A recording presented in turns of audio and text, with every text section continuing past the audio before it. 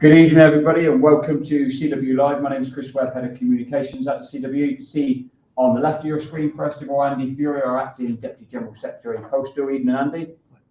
And we've also got on the right of your screen our General Secretary, Dave Ward. Evening, Dave.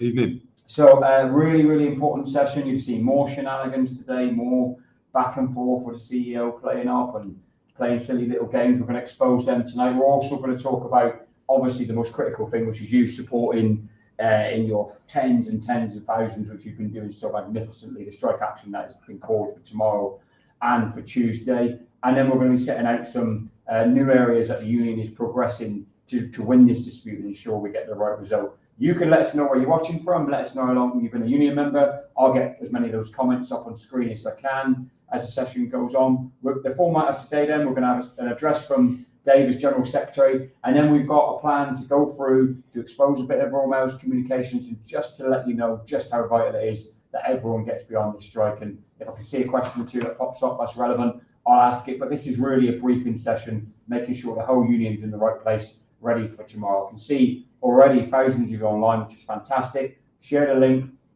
get it out there, tag your colleagues, get it in the WhatsApp groups, get it out by text message any way you can. Let's put thousands and thousands of people on this session to let Simon Thompson and co know exactly what your feelings are. So whilst you do that, I'm going to ask Dave to open the session. Dave Ward. Yeah, hi everybody. Thanks for coming on again in such great numbers. It's good to see you all. We want to update you today on events this week, really, where we are with the company, the meeting we had with them on Monday. And we also want to talk to you about how we're going to take this dispute forward and to ensure that we win the agreement that you deserve on both pay and change. First of all, we met the company on Monday. It was a meeting that was set up. I think we told you that we'd spoken to Simon Thompson on Friday, myself and Andy, and then we agreed to meet him. He agreed to be at that meeting. When we turned up at the meeting on Monday, he'd absented himself from the meeting. He didn't turn up. And his team looked quite shocked as to the reason why he wasn't there. We asked the reason why, they wouldn't explain, and I'll come on to that a little bit later. And basically, we ended up having a conversation with them that I've got to say was probably the best conversation that we've had with the company in months. During the meeting, the company, for the first time, started sort of saying to us, it was led by a guy called Mick Jevons, who's also a board member in place of Simon Thompson. And they started saying to us, well, how are we going to get out of this? How can we find a resolution to this? And we've never heard that sort of dialogue across the table from the company.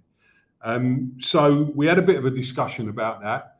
We basically said to them that if they were up for a different approach, then obviously we were, but that would, be subject to them withdrawing the job losses that they announced on Friday.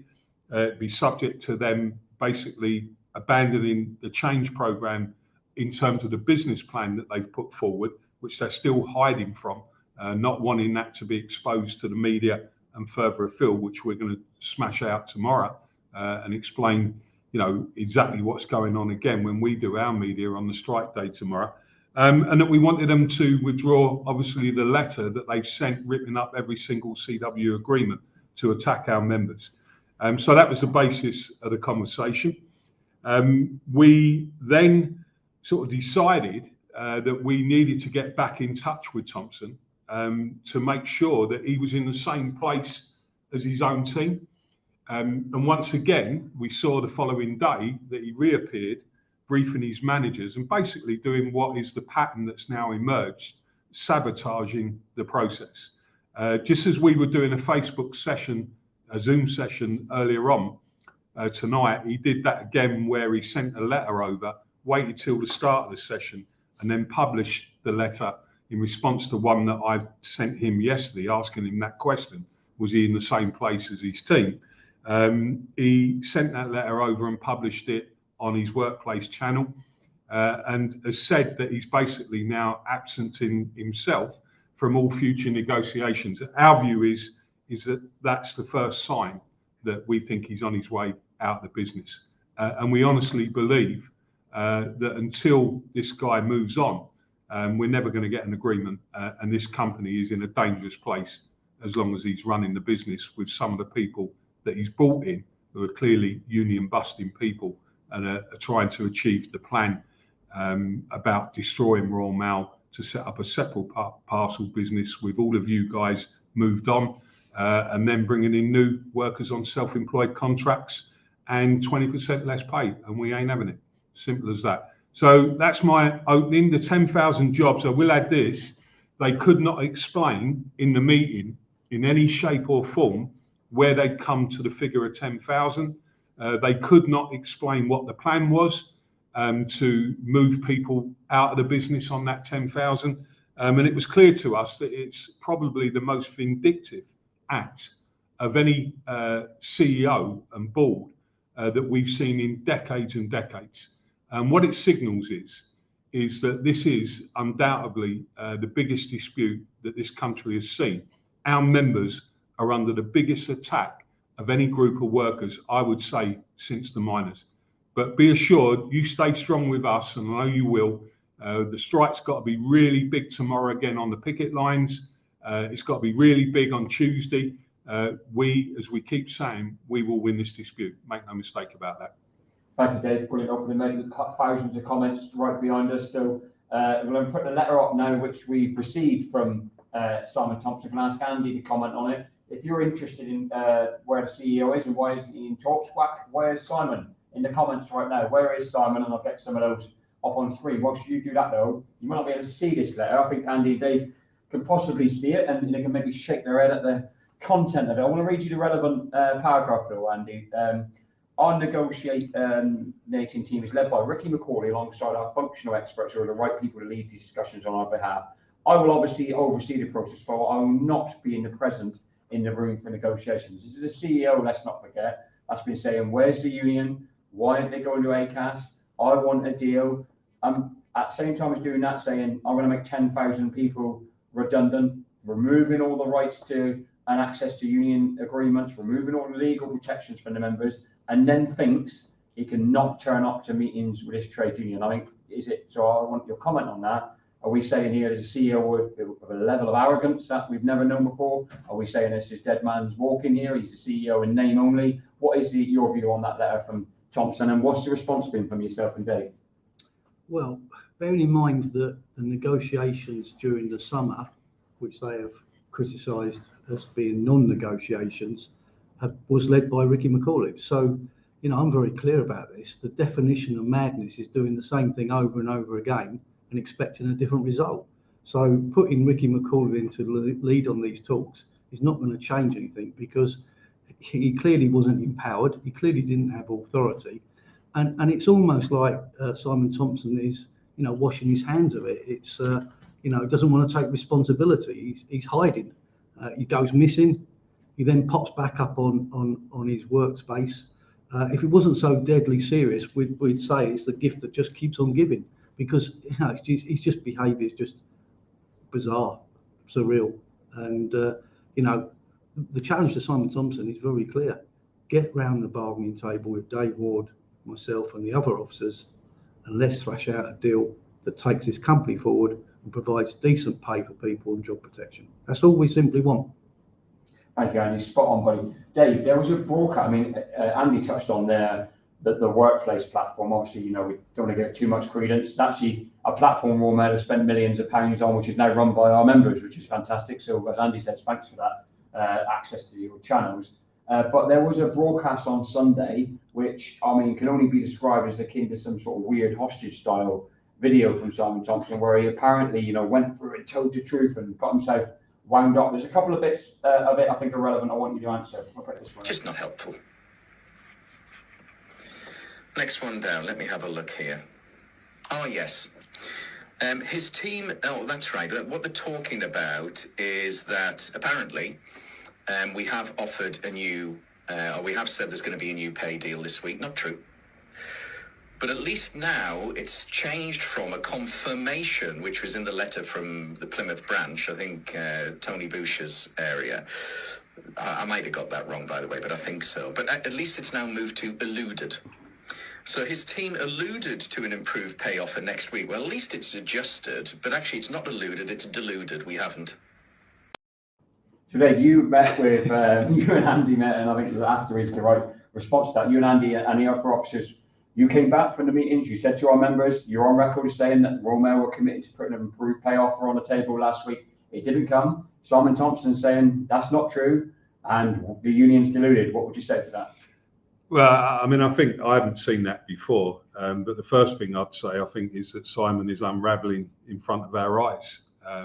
He clearly is not really in a position here to be leading this business when he goes to war over the weekend with individual members on his own workplace channel. I mean, there's no CEO in the world of any company that would act in this way. It is the most bizarre behaviour that I think we've seen anywhere.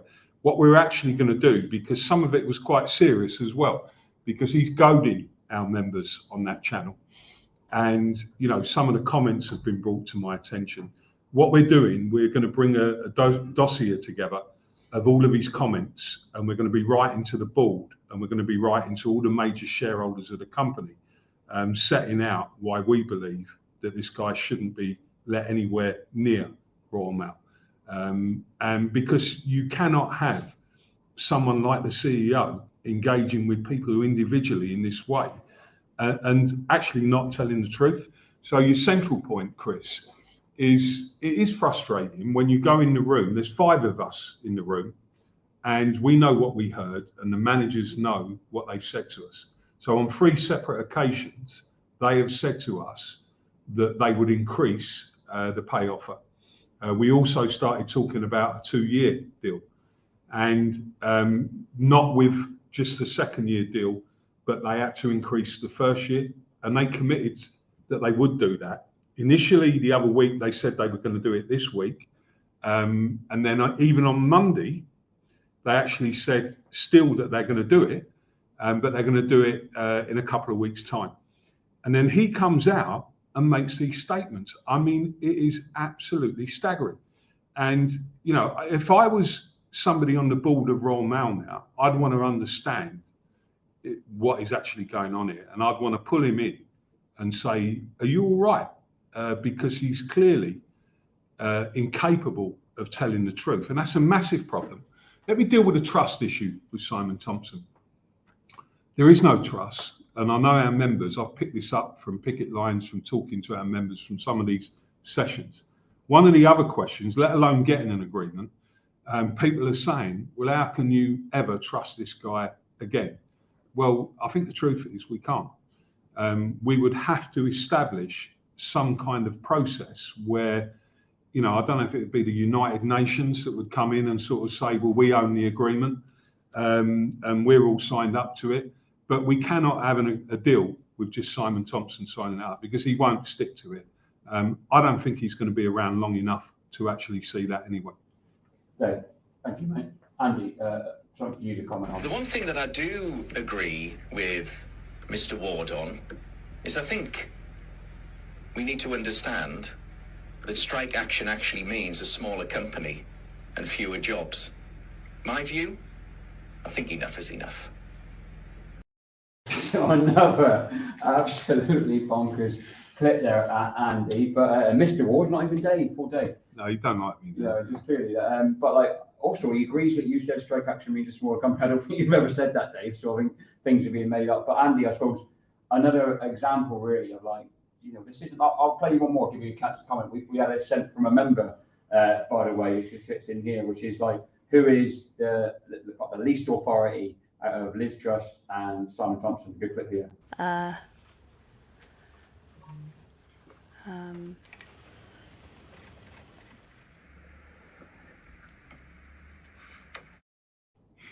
So what do you say, Andy? Where are we with this dispute in terms of how we're communicating? Surely this is not the way we should be doing things in terms of like CEOs just walking on. I mean, I actually saw the last post from Simon Thompson was in response to one of our members on Sunday. Because bear in mind, this is Sunday, people's family time, people's downtime.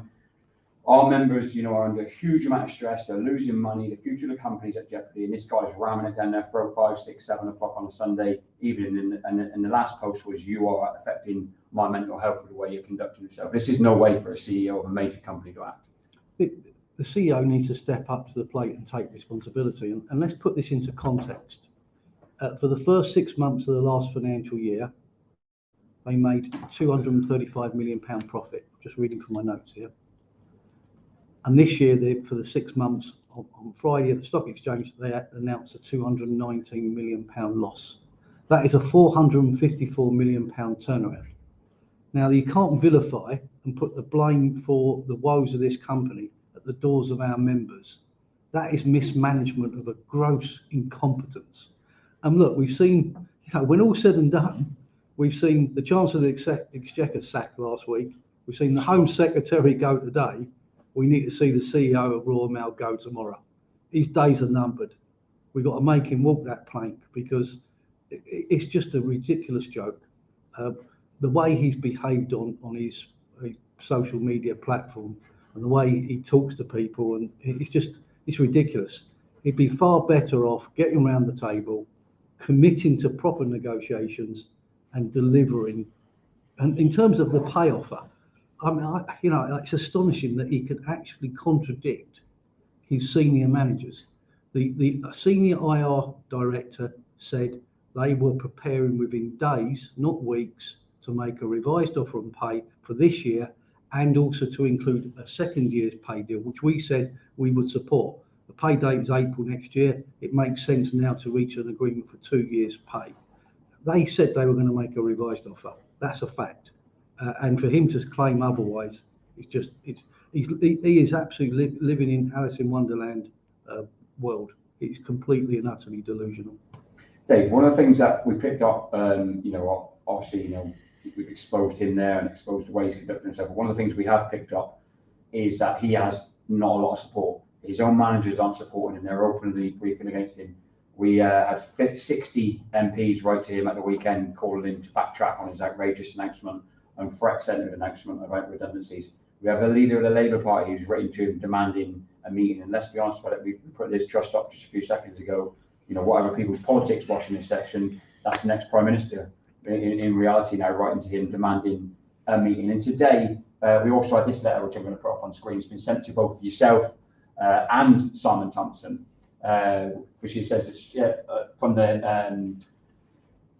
eBay, the Vice President of eBay, from the Federation of Small Businesses, from the Director General of the British Chamber of Commerce, and from the founder of the Small Business Saturday. So business people in the room. And so people perhaps you'd naturally expect in the eye of the storm we find ourselves in the situation we find ourselves in, to be actually having a dig at the union. But a very even-handed statement here, which finishes with, which is a point I want to put to you, Dave. This is why we're asking both sides in this dispute to get back around the table and look at alternatives for resolving or delaying this industrial action. That is a message, of course, that's coming to us, that's been sent to you for response, but that's a message that hits home far harder than Royal Mail, because that's people, they are battering our members with on a daily basis and saying, businesses are against you, businesses are against you strike. Yet here is 4 senior organisations saying that in part of the letter, saying that the strikes across the country are justified, and that they understand why people are fighting for a proper pay rise. That isn't good for Simon Thompson, good for Royal Mail. It doesn't back their propaganda, does it? No, and I think what it demonstrates is that all of those big businesses and those leaders of business across the UK, they recognise that Royal Mail is still a crucial part of the UK economy. I mean, Royal Mail's role in contributing to the growth of the UK economy is enormous. I mean, it connects every business. It clearly does work that adds social value to the country as well. All of our members who deliver on the doorstep have a special relationship with customers, and there's no other business that can rival that. And this is really the whole point of it. We're very confident on this, that once Simon Thompson's real agenda is exposed, and we're trying to do that at every opportunity, you guys have got to help us do that as well, that he will have to go, because there is no way that there will be support from politicians, and I would include the Tories in that. There's no way he'd get support from businesses if they understood the reality of this is a P&O style attack on workers on steroids. This is about 100,000 workers who are trying to manage out the business to turn Royal Mail into a parcels only business with new employees on less pay and self-employed drivers. And once that message comes through, this ain't about modernisation. This is about pacifying the shareholders and putting more money in their own pockets. What we're up for is change that is in the interests of growing the UK economy, of looking after customers, looking after the future of the company as well, I'd say, without any shadow of a doubt, because many of us have spent our lifetime in and around this company, but also making sure that workers are treated properly. And that is our agenda. And once those people who wrote those letters there get to understand that, and we are going to do that, we'll talk about that later, Chris, how we're going to open up some other fronts in this dispute. Once that happens, I think that plan will collapse, and I think they will come and sit with us and have to talk about a different strategy going forward. Thanks, Dave. Brilliant. Andy, one of the questions that's come up a little bit here, but not too much actually, it was more in our reps meeting we held earlier on actually, was the subject matter of Acas. And I suppose, to give back that context, come and have a chat with us at Acas. Oh, by the way, here's a punch in the mouth with 10,000 redundancies, and here's another one with removal of all your agreements. So, I mean, the fact that we'd even consider that sort of like backdrop to what Picket talks is a non-starter. But some members are saying, should we just go to Acas right now, and should we start to expose them? Why aren't the union basically just picking up that offer immediately and getting into talks? Okay, if I may just talk about firstly the customers and the businesses that we support as an industry. The signatures to those letters demonstrates what a cherished and valued service our members deliver across the whole of the United Kingdom, and it demonstrates how important we are.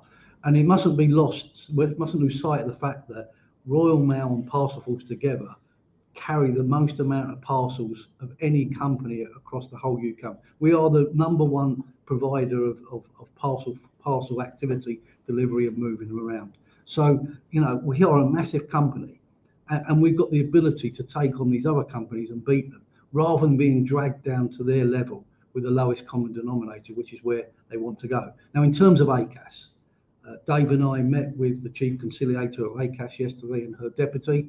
We had a good meeting. We discussed how we can move forward with their potential support, but we need to ensure that the rules of engagement, the correct approach, the agreement to how we're going to conduct these talks is there, and that we don't have Royal Mail playing further games there. So look, we're up for talks that include a mediator. We've said that in the correspondence to Simon Thompson over a fortnight ago. I think it was the 5th of October when we wrote that letter saying we're willing to consider mediated talks. We told the senior Acas people that yesterday, but it has to be in the right circumstances, in the right environment, and it needs to be set up on the right basis.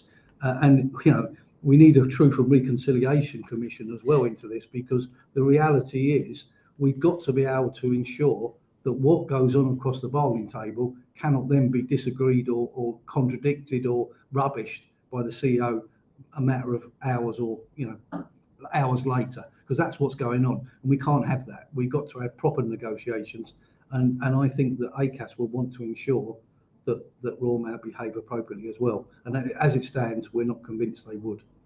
Thank you, Andy. Brilliant, buddy. So we're going to talk a little bit in a minute about the picket lines and the supporters and what we need to see out there tomorrow, Tuesday, and any day we need to take strike action. If you're ready for that, simply put CW and Proud in the comments now, and I'll get as many of those up on screen if I can. So if you're excited about getting down tomorrow, showing your support, making sure we have as big a turnout as possible, put CW and Proud in the comments now. A couple of people, good comments I saw. Dave, we had one person saying, nice to see Simon back in the Enough is Enough campaign. I'm not sure he was actually doing that when he said enough is enough. We said another one saying he's gone full Kevin Keegan. I think maybe referring to his moment when Newcastle lost the title, and Simon, you're going to lose the dispute as well. Dave, one of the things that's come up, we've actually got our SDGS, Tony Cones, in the room with us here, so to be honest, is the issue of a strike fund. So we're going to be launching that. Obviously, when we've got to position that in the right way, it's not strike pay, it's people in desperate need. The union's going to be doing everything possible to raise money by the whole of our trade union movement and our supporters and customers to ensure that people in dire financial straits have access to some help. How keen are you to get that going and get support out to the members, because we need to be able to sustain this dispute and take everyone with us? Yeah, it's essential that we do that. We're working on that now. We're hoping that we'll get that up and running very soon. Of course, it would be applicable to all of our members who are on strike, not just Royal Mail people. It would be applicable to BT people. It would be applicable to post office workers who have been out on strike as well. We've got to get that going. We're not a union that can, because there's so many people on strike, we can't afford to pay the strike pay. What we can do is leverage our strength, our connection with the public, the supporters that we've built up across the labour movement to pay towards that fund, and the union will also contribute money to that fund. So, if we want to win this, we're going to have to get that moving, because we're in this for the long haul. We keep saying it, and we do understand that some of our members will be under significant pressure. So let's get that up and running. Let's move on, and that will help our members who need that help. Can I just reinforce, Chris, the point about Acas, by the way? One of the things that we are saying loud and clear, and Acas completely get this, and they would never attempt to do anything other than this, is that there can be no expectation or condition about us standing down strike action in going there.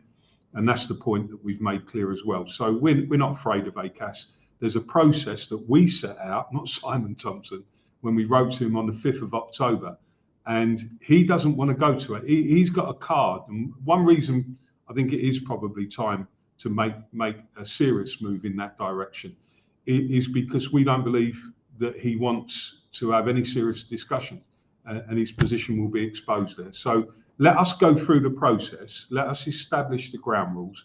No doubt when we're on the media tomorrow, we'll get asked that question, and you'll hear us explain that in a way that the public and businesses will also understand, as well as our members. Thank you, Dave. Andy, in this battle strike action, we're very proud to be joined by our RMPFS members. We've got cleaners who kept the country going, kept those offices open during COVID. We've got our engineer members a word or two for them ahead of tomorrow's action. Well, also there's our BT and Openreach members that are also on strike tomorrow. So, I mean, we've got the vast majority of our members across the whole of the CW, the telecoms and postal constituency, out on strike together. Our members in BT and Openreach are about a pay dispute. But obviously, in terms of the postal sector, a big shout out to our cleaners and our engineers who do a magnificent job. They've joined the fray now because they're being treated abominably as well.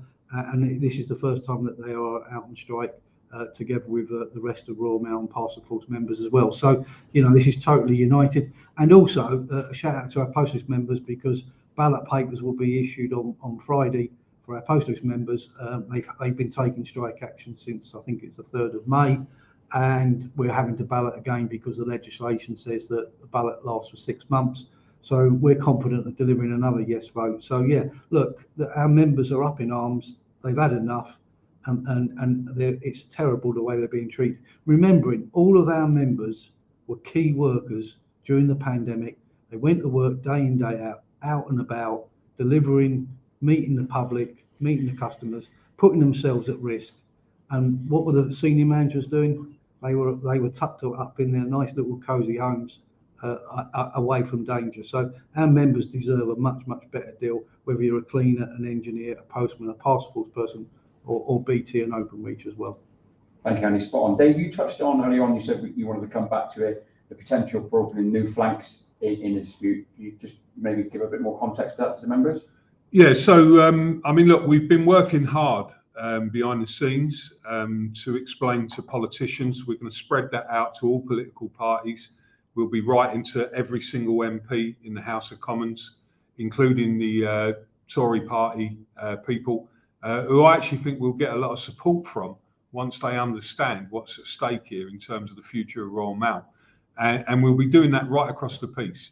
I'm actually meeting the leader of the Labour Party tomorrow to go through and explain clearly what is really going on in the dispute. And I do know that he's ready to go and meet Simon Thompson and explain that they don't believe that that's the right way forward. So we're going to open up a wider political kind of part of the campaign. But the other important thing is we've been discussing it with the executive. We want to open up a wider public campaign.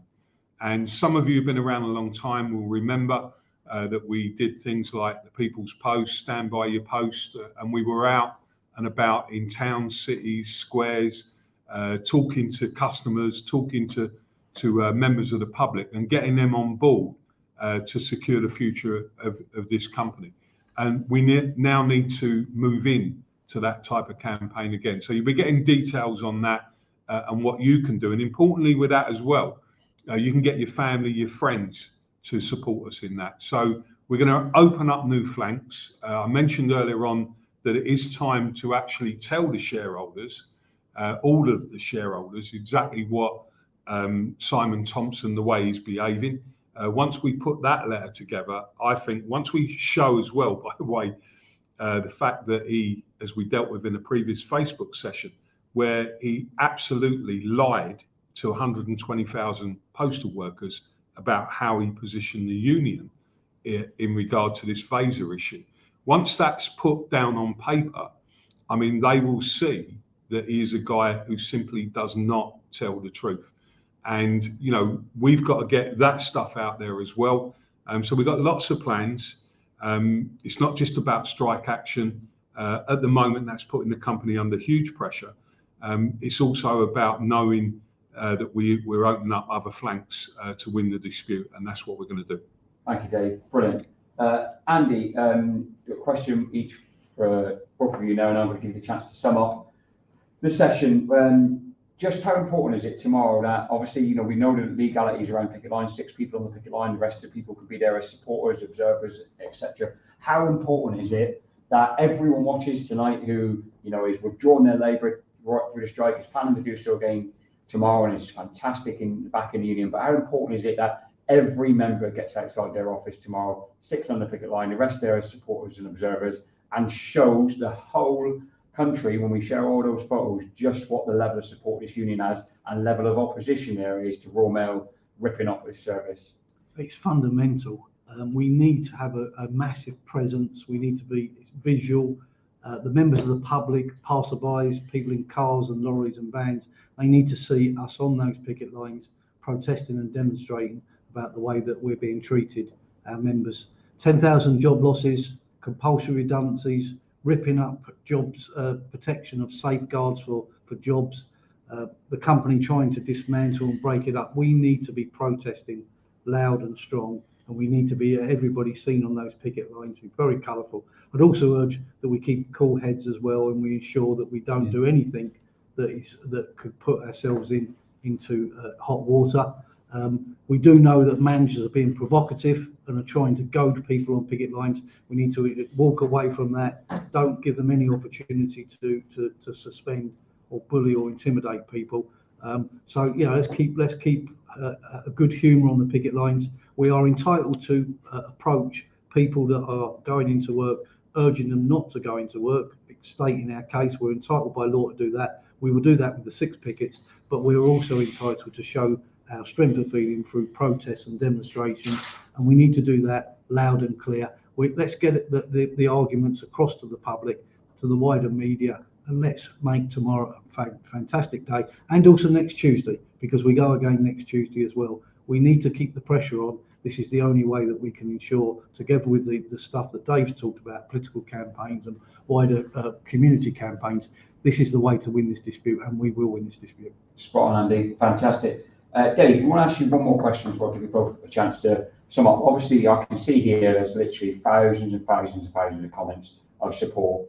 People going to be on the picket line, no question, and people genuinely saying, and we're getting this right across the country, sort of gate meetings today, which was brilliant at like less than 12 hours notice, But people are saying, they're listening to you and they totally get it, they totally back the union, will not be flinching, but are on the other side saying, like, we've got a guy and a company that is completely out of control here. Yeah. Like, where is the resolution? Like, how much longer am I expecting? Can we give them confidence that standing with a union will see us through, will see us to victory, and will protect their jobs ultimately? Yeah, without any doubt, because we mean this. We're not compromising on some of these issues about the future of the business, but we are up for change. And one of the things that we've got to do in this is set out clearly our alternative to what Thompson is putting forward. And we're working on that. We've already got some proposals ready to deal with that. And actually, we've got a lot of backers out there, including people in the city and other businesses who will want to protect the future of Royal Mail. But we've always been clear that we have to change. We're not in this dispute not to change. We're in this dispute to make the right change happen that's in the interests of our members, of customers, and the future of the company. What Thompson's in this for is to bring in a plan that's about pacifying shareholders. And, we can't accept that. We never will accept that. And, I do want to make this point again about why he's so troubled, why he looks so troubled, and why he's behaving the way that he's been behaving, is because he is hiding from the public what his real plan is. And what we cannot do as a union, we can't get involved in all of the side sort of talks and have a bit of talks going on over there, a bit over here on this issue, whether that's flexibility, whether that's the attendance procedure or anything else like that, until we have dealt with the fundamentals. And the fundamentals are, we have got to get an agreement that means that as we move forward parcels, it's our members who are delivering those parcels. Those parcels are delivered in the core business, including parcel force in the areas that they deliver. We cannot have more owner drivers. We cannot have people coming in and you guys being forced out of the business because of a P&O style management attack. These are the crunch issues on the future. And until those things are dealt with, and that's why Thompson don't want to get in the room, because he hasn't got any plan B. It is literally either he concedes those points or he thinks he's going to go through this without an agreement with the union. He ain't going to win. He hasn't got the backing, I don't believe, of even some of the people in senior management from what we heard the other day. And I'm saying this, and look, it's not about individuals and personalities and all of that. but he has pretty much made his position untenable going forward. And the key point here is if you stick with the union, if you sort of understand the implications of this on the very future of your job and the future of this company, the fantastic services that we provide to the public, once we get them messages across and our alternative to that, there's only one outcome in this. He will move on and his plan will have to change, and we will get an agreement that resolves this dispute. Thank you, Dave. And I also should say thank you for a couple of other groups of workers. There's been loads of Openreach and BT members in the comments saying solidarity of the posties. So we're going to obviously, as Andy said earlier on, massive day of action, 155,000 CW members on strike tomorrow across Royal Mail Group, Openreach and BT. So really, really excited to get all the publicity we can for that. So thank you for that. Brilliant support from the public as well. Lots and lots of members of the public come on saying that they back their postie. I'm going to give you both now maybe a minute or so just to sum up, really, if you're going to give a final message to our members as they think, make their decisions tonight and think about heading to the picket line tomorrow to show their support. Andy, firstly yourself, mate. Well, they threw a grenade into this dispute last Friday with the stock exchange announcement of 10,000 job losses and compulsory redundancies. We're not going to tolerate that in any circumstances, and I have today written to the chief people officer explaining that position. They're walking away from the pathway to change agreement. Ironically, it was about change. It was about delivering change for the future. This union's always been up for change, and our members have always embraced change, providing it's reasonable, it's fair, and it's needed to allow the business, the company to grow and thrive and prosper in the future. Let's stick with this. We want to reach an agreement. That's how we want to negotiate. We've always wanted to do that, and we've got a proud record of delivering agreements. But at the moment, whilst Simon Thompson's in charge, we're struggling to do that because he just won't get around the bargaining table and negotiate as he should. I think he's becoming increasingly isolated. He's under siege. What he really needs to do is come to the table and bargain and listen to the will and the wishes of his workforce, who, after all, keep this great service going, kept it going during the pandemic. There is no Royal Mail without our members, but there'd be a much better Royal Mail without Simon Thompson.